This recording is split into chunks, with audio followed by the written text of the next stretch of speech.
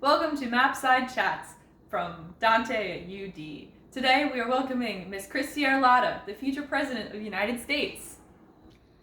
All right, welcome Kristie. We're really happy to have you here. Tell us a little bit about yourself. Hi, my name's Kristie. I'm a junior at the University of Delaware. I'm an environmental science major with a public policy minor. Wonderful, wonderful. All right, Kristie. So we have some tough questions for you. Are you ready for those? Very ready, Mary. All right. So, how has big tobacco affected your life? Well, as an asthmatic, tobacco has always been an important issue in my life because smoking and people around me who smoke definitely affects my lung health.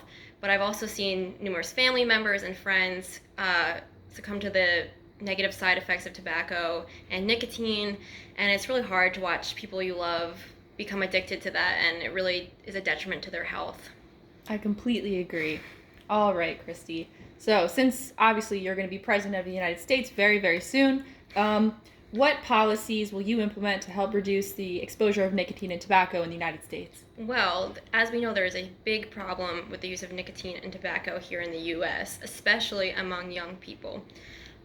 Especially with the new e-cigarettes that were originally intended to help older people actually get off cigarettes. So I really think the best thing we can do is regulate where those are sold and possibly maybe institute a way that they're given medically through a prescriber to be able to help either young people who are addicted or older people who are addicted to slowly get off nicotine, lowering the doses every time, because we have seen through many medical research journals that even the e-cigarettes are very bad for your health. They can be also physically harmful. I've seen people have them explode in their hands and in their lungs.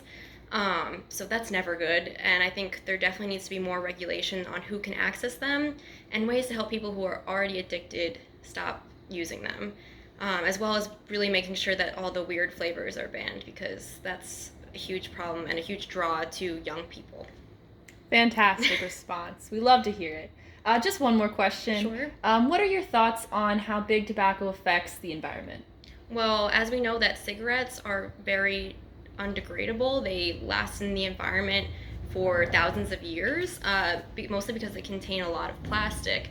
I recently did a garbage cleanup in North Carolina where the entire city was littered with cigarette butts, and they don't decompose, and most of them actually end up in the water and turn into microplastics that fish eat, and then it ends up in the fish's fatty liver, and we end up absorbing those chemicals later on, and it accumulates up the food chain. So like things like tuna have high amounts of this poor pollution from plastic, and it's really hard to clean up this kind of plastic because it's so small.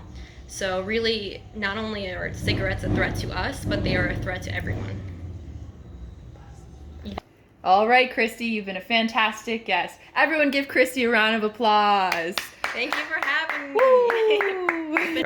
All right, thank you everyone. This has been Mapside Chats from DANTE at UT. Signing off.